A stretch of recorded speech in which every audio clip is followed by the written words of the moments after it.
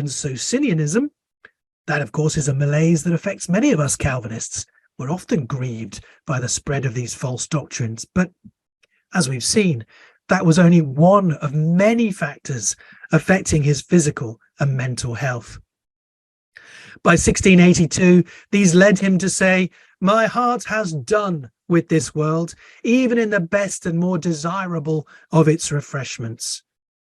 Considering the storms of controversy swirling round his head and the discomforting persecution and ill health that he had to face, it's hardly surprising that he longed for some measure of relief in death. He was not without hope of heaven, of course.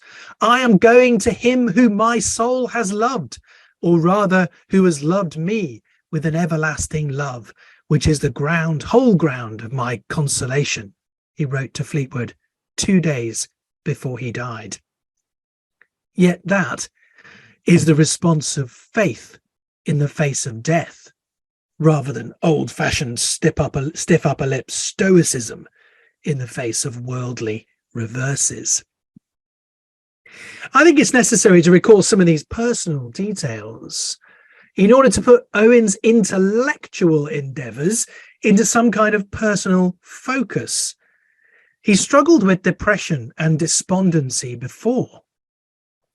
Archbishop William Laud, boo, brought Owen's earthly ambitions in Oxford to an abrupt end in 1637, and as a result, Owen hardly spoke for 3 whole months.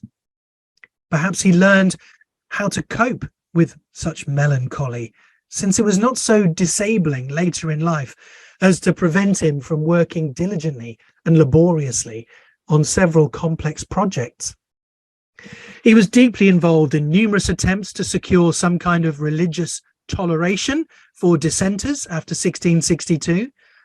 Alongside regular preaching and teaching, he produced no fewer than 30 works in the last 15 years of his life, including books on toleration, his monumental multi-volume work on the Holy Spirit, and 4 large folio volumes on Hebrews.